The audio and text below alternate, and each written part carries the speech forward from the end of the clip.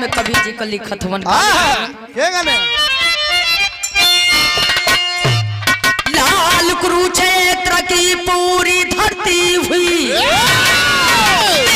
मदादा लड़े पार्वती बलिकारी पांचों पांडव लड़े सो भाई कोरो द्रोणाचार्य के बारो गुरु की तिहारी जो पांडव विजयी सौ कौरव मारे गए।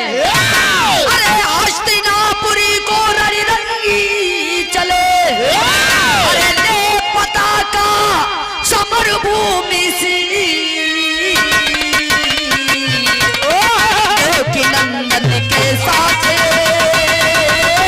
बजरंगी चले।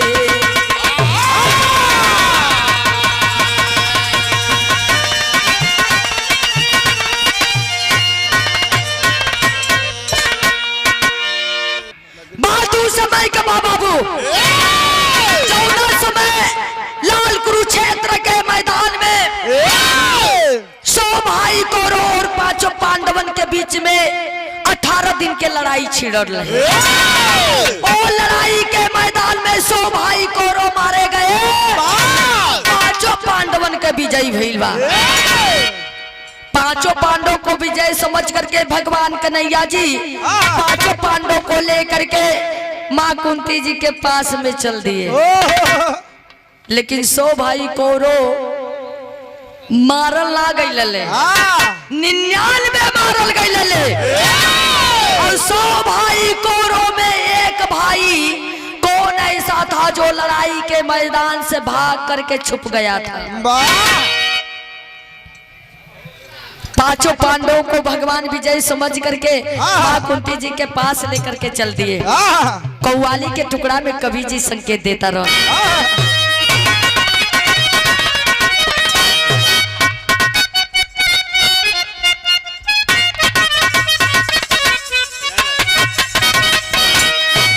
कव्वाली के टुकड़ा बा उठो मुसलमान नमाज पढ़ लो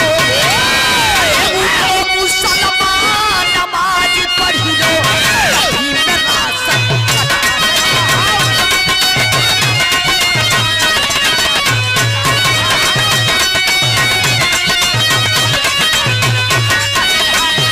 तो उठो मुसलमान नमाज पढ़ लो मेरा सर कटा नहीं थे मेरा कटा नहीं थे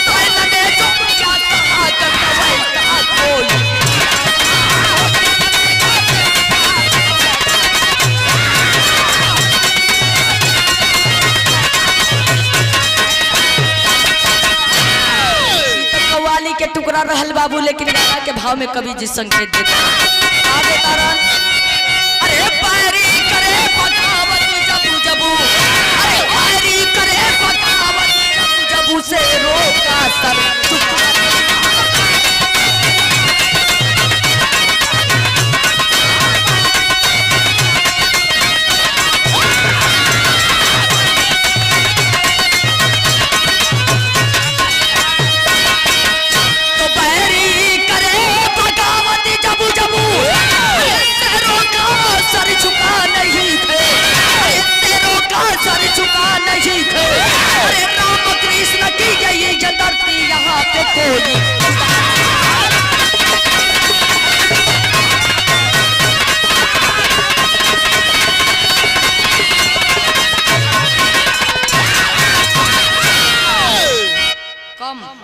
कम करे के है टेंशन कम कर। अरे राम कृष्ण की यही है धरती यहाँ पे कोई जुदा नहीं है। भगवान कन्हैया जी 5 पांडवों को लेकर के माँ कुंती जी के सामने खड़े हो गए। खड़ा होकर के एक बात कहते हैं शहर के लाइन में कैसे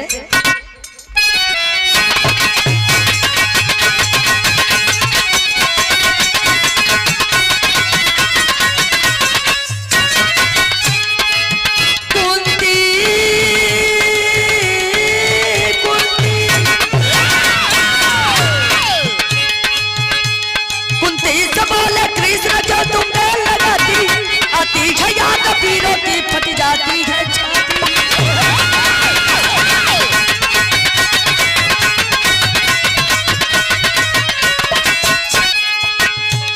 मनमारी को करीब कुछ बात न बताती, मनमारी को करीब कुछ बात न बताती, चुपचाप तो पड़ी कुछ बात न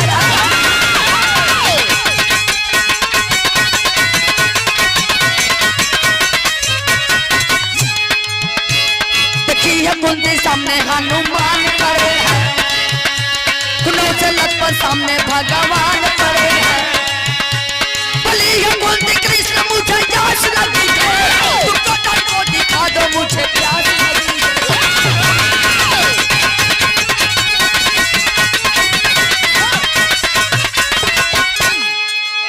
ए भैया उस समय भगवान कन्हैया जी माई कुंती जी से ललकार कर कहने लगे, माँ जल्दी से पांचों पुत्रों को विजय तिलक लगाइए।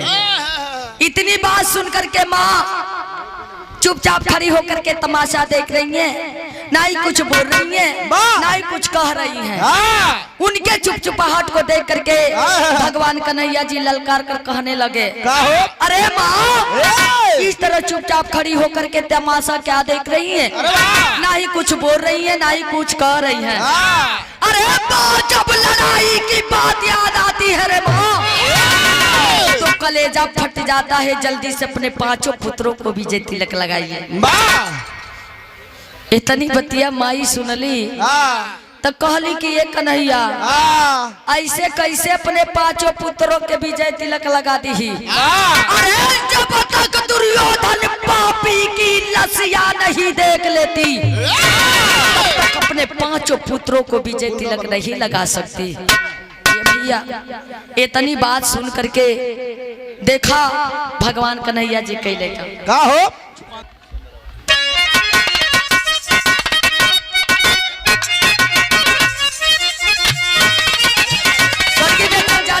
सुघरा के जवानी के रंग में रोसे रोसे रोसे रोसे पियावत गावत जा। जब पी ले बना तब अब का तो अबे अबे बता दे तला सरिया पी ले तो फगुआ ठेल देबा। मोरे पिछुआरवा चुनरवा के दुकानिया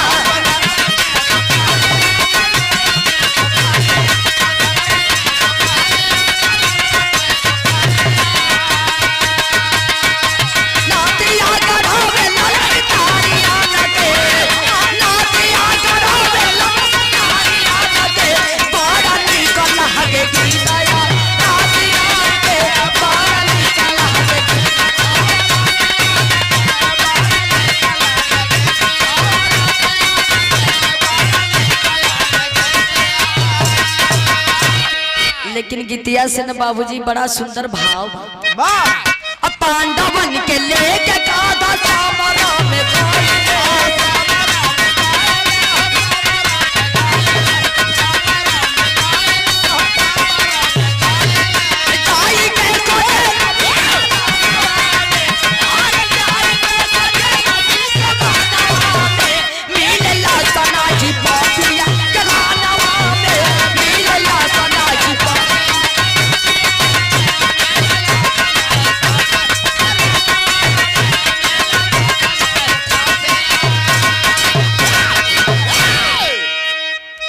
माई कुंती जी एक बतिया सुन करके पांचों पांडवों को लेकर के भगवान कन्हैया जी उस लड़ाई के मैदान में चल दिए जहां 100 भाई कौरव के लसिया गिरल रहा। एक तरफ से सारे लोग पलट करके लाश को देखने लगे, पूरे लाश को पलट करके देख डाले, लेकिन दुर्योधन का लाश नहीं मिला। जब दुर्योधन का लाश नहीं मिला बाबू तो भगवान कन्हैया जी सोच में पड़ गए। सोच में पड़लन तक का कहले काना बा जब खोजे लगले, जब दुर्योधन के लसिया नहीं मिलल बाए बाबू तब भगवान मनवा में सोचता रहन का सोचा दाना मानवा में सोच कृष्ण तोरेला विचारवा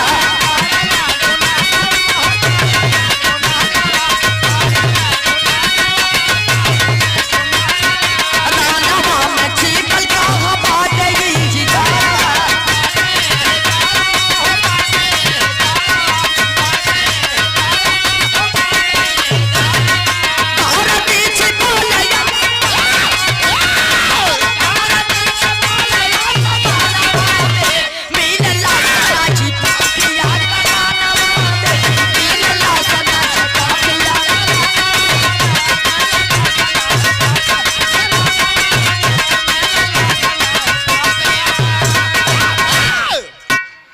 भगवान सोचते हुए तब तक अर्जुन जी धिक्कारते हुए भगवान को एक बात कह दी।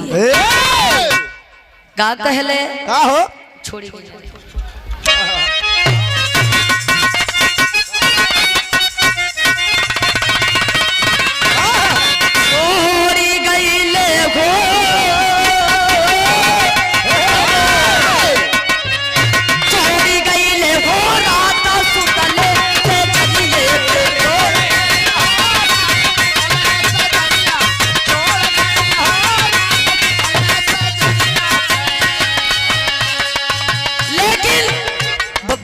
के भाव में कभी जित संकेत देता रहा तोड़ी दे तो हरे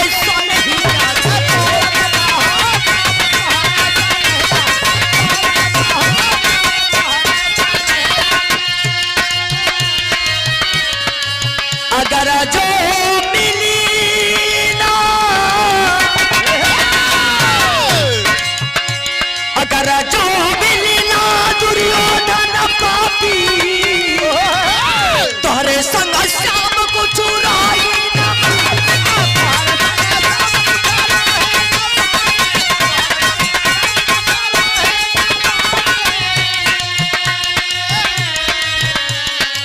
अरे करी दलीप करी अरे करी दलीप करी के बडोरी जब को शाम तोहरे संग ही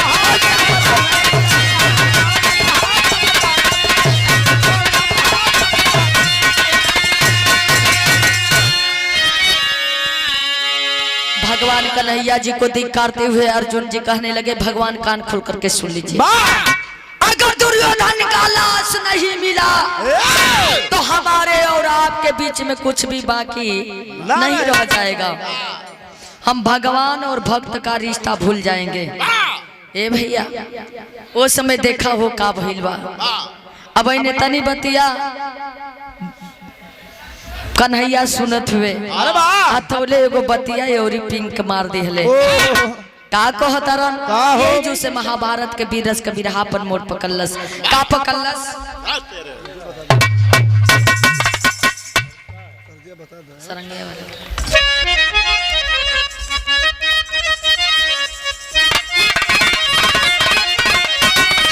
सरंगिया वाले के अरे डेरा सरंगिया वाले का डेरावा बताई ना हो छोटा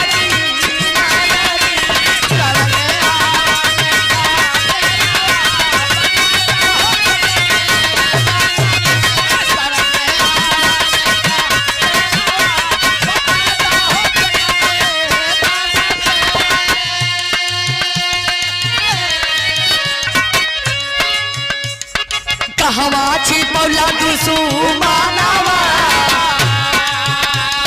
कहवा छिपौला दुसु मानवा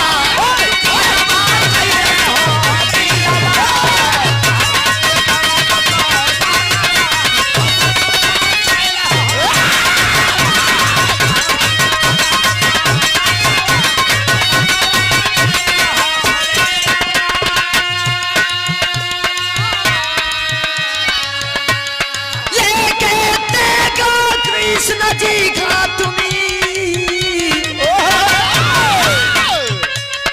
डाले नजर चाहो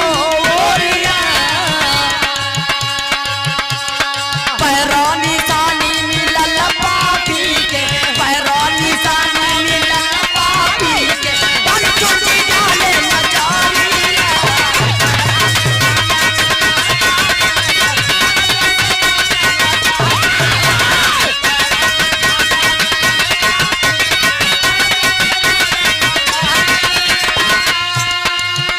में रंग है का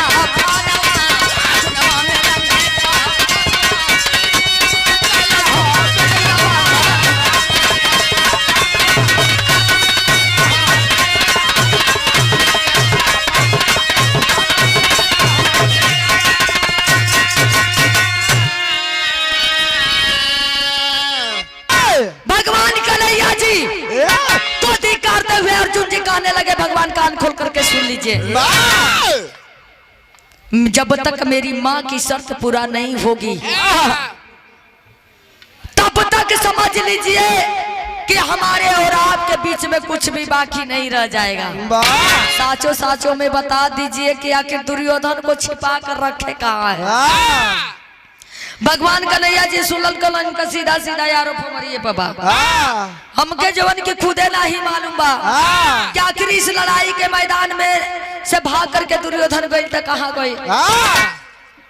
दुर्योधन गया तो कहाँ गया भगवान खोज रहे हैं।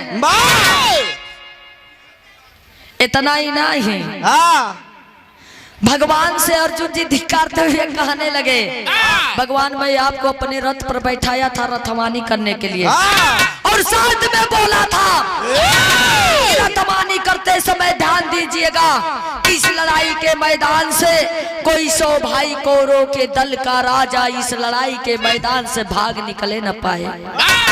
भगवान आपका ध्यान कहाँ भंग हो गया जो कि इस लड़ाई के मैदान से दुर्योधन भाग गया।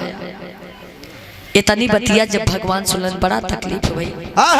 जब तकलीफ भइले बाबू तब भगवान कन्हैया जी अर्जुन जी को ललकारते हुए कहने लगे अर्जुन जी कान खोल करके सुन लीजिए अब तक जो बात बोले हमको बिल्कुल अच्छा लगा लेकिन इससे आगे बोलेंगे तो हमको अच्छा नहीं लगेगा। काहे लिए कि आप सरासर आरोप लगा रहे हैं। अपनी बात आपको याद है लेकिन हमारी बात याद नहीं है। उस समय की बात याद करिए जिस समय आपके बीच में 100 भाई कौरवों के बीच में 18 दिन की लड़ाई छिड़ी हुई थी। उस समय आप भी हमारे पास गए थे और 100 भाई कौरव भी हमारे पास गए थे। इतना ही फर्क था कि आप हमारे गोरतारी थे और दुर्योधन हमारे मोरतारी खड़ा था। दुर्योधन ने कहा भगवान अपनी अस्त्र शस्त्र पूरी सेना हमको दे दीजिए ताकि 5 पांडवों को मार करके विजय प्राप्त कर ले। उस समय मैं क्या बोला उसी समय आप भी बोले कि भगवान मुझे अस्त्र शस्त्र सेना की जरूरत नहीं है मुझे बस आपकी शरीर की जरूरत है। आप हमारे रथ पर बैठ करके रथवानी कीजिएगा और साथ में देखिए। उस समय भगवान गुस्सा में आकर के एक तरफ से लाश को पलट कर देखने लगे। पलटत देखत जब कुछ दूर गईले तो दुर्योधन के पैर का निशान मिला। जब पैर का निशान मिला तो भगवान अर्जुन जी को बुलाकर कहने लगे कि इस लड़ाई के मैदान से दुर्योधन भाग निकला है। भगवान का बतिया सुन करके अर्जुन जी ठठा कर हंसने लगे। कहने लगे भगवान कभी कभी आप भी लीला कर देते हैं। अरे यहाँ लाखों आदमियों के पैर का निशान है आप गर्व से कैसे कह सकते हैं कि दुर्योधन के पैर का निशान है। भगवान बोल पड़े कि वो चक्रवर्ती राजा है उसके पैर में चक्र का निशान है इसलिए मैं गर्व से कह सकता हूँ कि वह चक्रवर्ती राजा है दुर्योधन। 5 पांडवों को लेकर के भगवान कन्हैया जी दुर्योधन के पैर के निशान को देखते देखते मानसरोवर के पास पहुंचे। और जब मानसरोवर के पास पहुंचे बाबू तो दुर्योधन के पैर का निशान नहीं मिला। भगवान सोच में पड़ गए आखिर यहाँ से गया तो कहाँ गया। तब तक ध्यान गई बा कि मानसरोवर के अंदर से बाहर आने का पांव का निशान था लेकिन अंदर जाने का पांव का निशान नहीं था। भालू ही चाल चला था। भगवान जब देखे तो सोच गए कि दाल में कुछ काला है। अंतर ध्यान हुए देखने को मिला कि उस मानसरोवर के अंदर जा करके अम्मा लक्ष्मी जी के पास में वह छिपा था बैठा था। सभे बैठले आपो बैठले हमो बैठले ना जल थल मंत्र जानत रहे। यही से जाकर के माई लक्ष्मी जी के पास में वह दुर्योधन बैठा था। भगवान को गुस्सा आ गया और अर्जुन जी को धिक्कारते हुए एक बात ललकार कर कहने लगे बिरहा के शैली में। कवि जी लिखतारन कैसे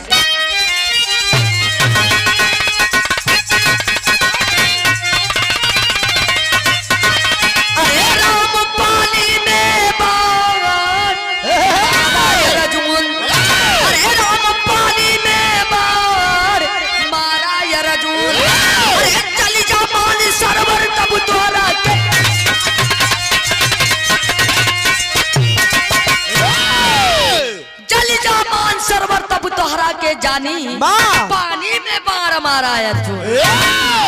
भगवान कन्हैया जी अर्जुन जी को धिक्कारते हुए कहने लगे, अर्जुन जी कान खोल करके सुन लीजिए, इस मानसरोवर के पानी में ऐसा बाढ़ मारिए पूरा पानी जल कर राख हो जाए।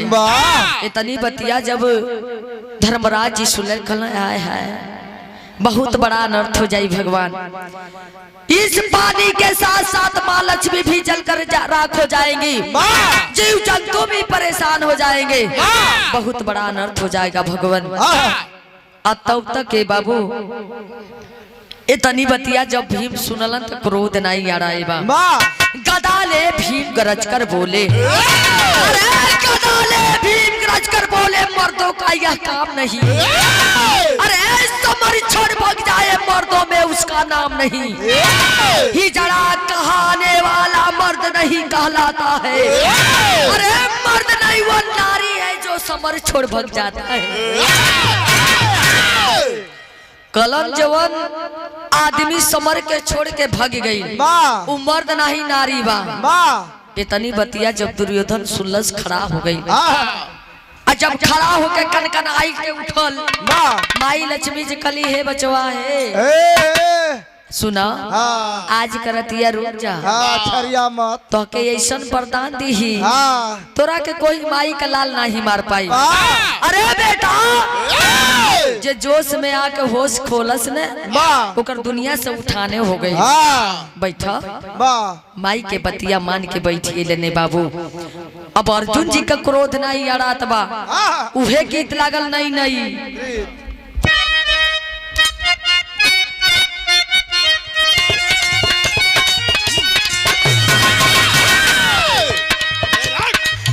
नहीं प्रीता लगा लगा शिरानवा, नहीं नहीं प्रीता लगा लगा शिरानवा, हम कमलवा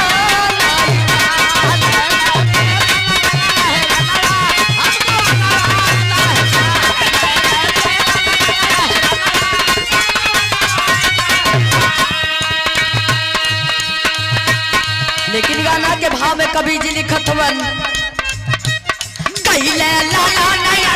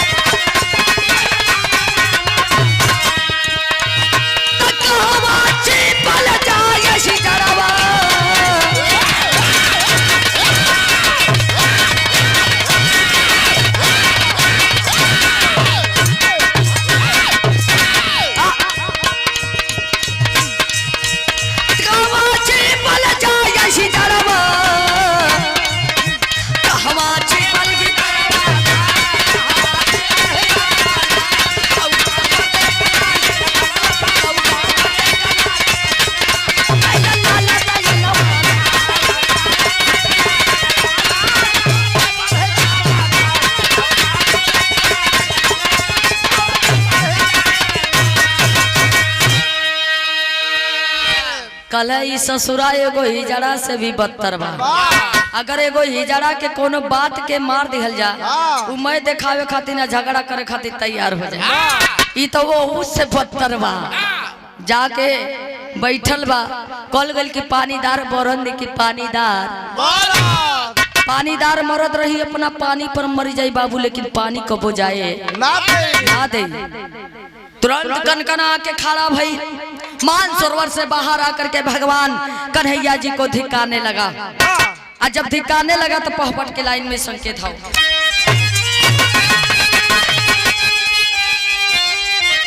कइले ला ला नया नवाना कइले ला ला नया नवाना कइले ला ला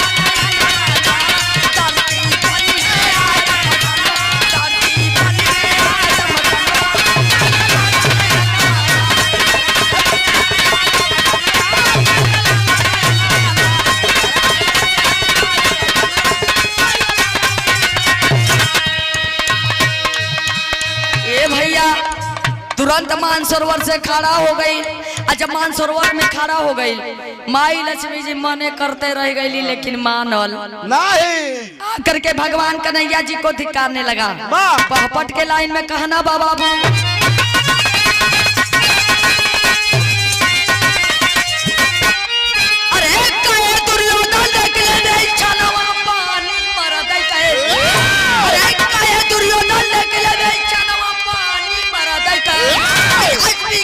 पांडव कुल का सदवा पानी मर गया।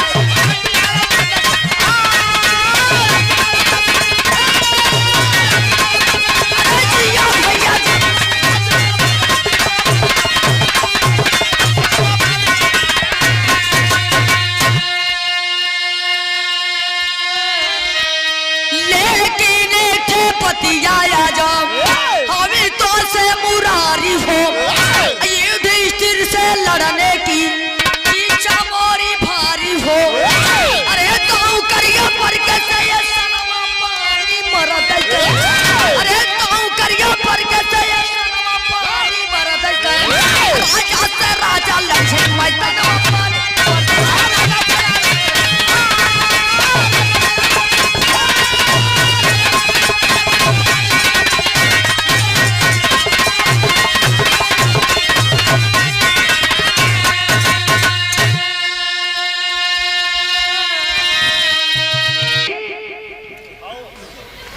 सरोवर से बाहर आकर के भगवान कन्हैया जी को दुर्योधन धिक्कारने लगा। भगवान कान खोल करके सुन लीजिए, आज राजा से राजा की लड़ाई इसी लड़ाई के मैदान में होगा। 100 भाई कौरवों के दल का राजा मैं दुर्योधन और 5 पांडवों के दल का राजा धर्मराज जी रहे। इतनी बतिया जब सुनलन हे बाबू भगवान कन्हैया जी सोच में पड़ गए। अरे बाप रे बाप तो बड़ा असली चक्रव्यूह में फसौला से दुर्योधन। धर्मराज जी कभी तो लड़ाई झगड़ा करबे नहीं कैलन, अस्त्र शस्त्र उठाइबे ना कैले। आई मार झगड़ा कहाँ से करिए, लड़ाई कहाँ से करिए। आई दुर्योधन गदाधारी भाई के गदा मरियत जी यानी छितराए जाइए, ये लड़ाई कहाँ करिए। भगवान बोल पड़े नहीं नहीं दुर्योधन नहीं, 5 पांडवों के दल का राजा धर्मराज जी नहीं है, 5 पांडवों के दल का राजा भीमसेन है। इतनी बतिया सुन करके ठठा के हंसला से दुर्योधन भगवान राउर बतिया मो मनी हो मनी हो, लेकिन एगो शर्त बा, अगर धर्मराज जी भीम के सलाम कर दी है तो हम मान जाए कि 5 पांडवों के दल का राजा भीम हवन। वो तो बड़ा बढ़िया से कहलस, ऐसे कहले एगो तो बड़ भाई छोट भाई के सलाम कबो नहीं। पहली बात रहल। और दूसरी बात ही सोचा था क्या करे धर्मराज जी भीम का सलाम करिए, भीम जर के भस्म हो जाइए, महाभारत की लड़ाई है खत्म हो जाए। लेकिन भगवान के बल पर पूरा महाभारत टिका था, पूरा महाभारत की लड़ाई टिकी थी बाबू। भगवान को समझते देर नहीं लगा। भगवान अब कितनो रहलन तो भगवाने न रहला हो। कल ठीक बा ए भैया, धर्मराज जी के बोलौलन, भीम के बोलौले। अब बोला के भगवान समझावे लगलन। कलन भीम देखा एक तरफ तो के बैठावल जाई, धर्मराज जी एक तरफ तो के बैठावल जाई।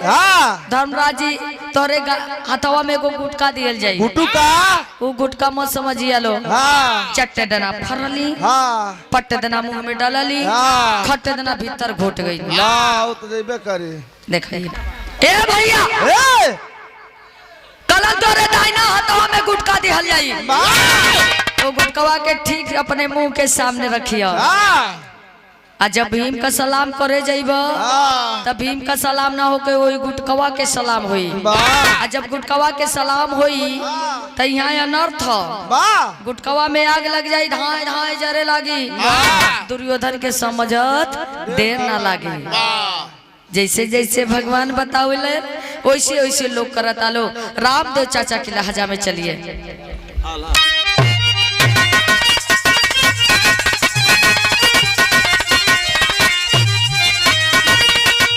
अरे बोल कमाली तब हनुमान जी से बतिया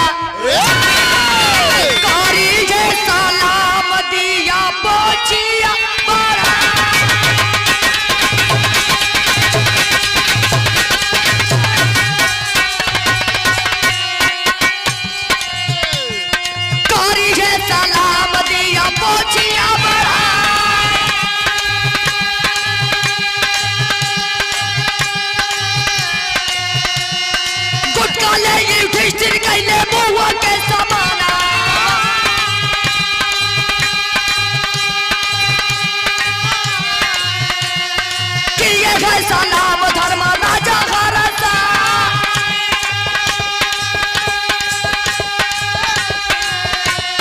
कटी गई पहुंच लागल गुरु विजय मत के सहारे संत कैले भगवान मेरी गई सपरिया में दूनो मेरा भागी मेरी गई सपरिया में दूनो मेरा भागी बड़ा भवानी में नहीं है समाया जीवन का जोड़ा समा भई प्रिय भगवान पति कर उठाए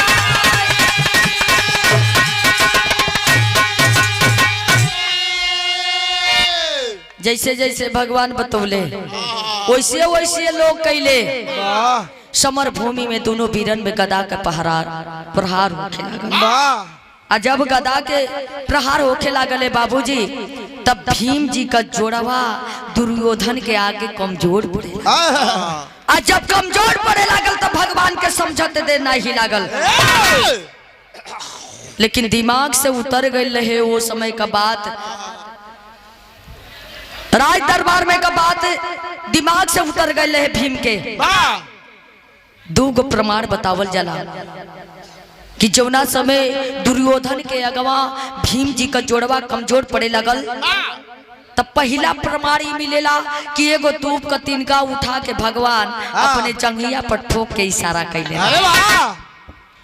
आ दूसरा प्रमाण मिलेला कोई कोई कहेला कि अपने जब दूब के इशारा से ना समझ पौले तब भगवान अपने जंघिया पर ठोक के ललकार के बतावो तरन जियो भीम जियो जियो भीम जियो उस समय का बात रहल बाबूजी जौन भीम के दिमाग से उतर गए रहे राज दरबार में 20 सभा में दुर्योधन सिंहासन पर बैठ करके दुशासन से द्रौपदी का चिड़िया खिंचवावत रहल आ जब खिंचवावत रहल तो वही 20 सभा में वह भीम जी प्रतिज्ञा किए थे कौन कौन करके सुन लो दुर्योधन एक दिन नहीं तो एक दिन अपने गदा से मार करके तुम्हारे जंघिया को तोड़ दूंगा तब तक बात याद आ गई गदा का प्रहार करते करते करते करते ऐसा गदवा नचा के दुर्योधन के जंघिया पर बल्लने बाबू कि दुर्योधन के शरीरिया पहाड़ जैसे जमीनिया पर गिर गई। जब जमीनिया पर गिरल बा तब भगवान कन्हैया जी दुर्योधन के लाश को लेकर के पांचों पांडवों को लेकर के माई कुंती जी के पास में चल दिए। पंधारी चचा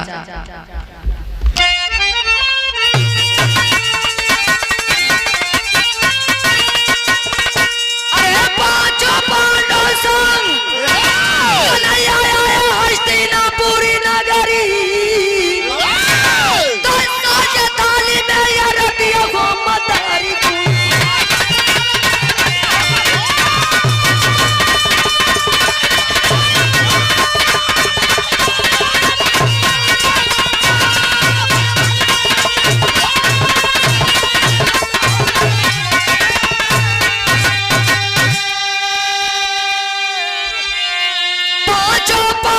संग भैली हनुमान जी की पूजा धान्य को पवन सुत कोई नहीं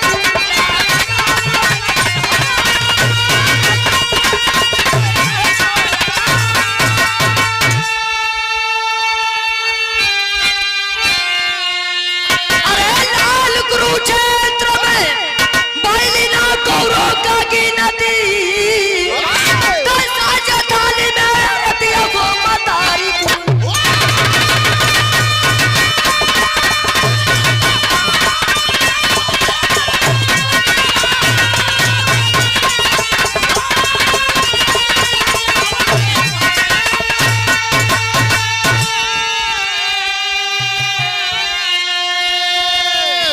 दुर्योधन का लाश लेकर के भगवान कन्हैया जी पांचों पांडवों के साथ में माँ कुंती जी के सामने खड़ा हो गए। माई कुंती जी जब दुर्योधन के लसिया के देखली हो तो पांचों पांडवों के विजय तिलक लगल बा, भगवान के पूजा भइल बा। आइए जू से देखा लाल कुरुक्षेत्र के मैदान में 100 भाई कौरव मारे गए, 5 पांडवन के विजयी भील। ऐजू से हमारा दस्तानो खत्म हो गई। सरगी पत्तू चाहे बरका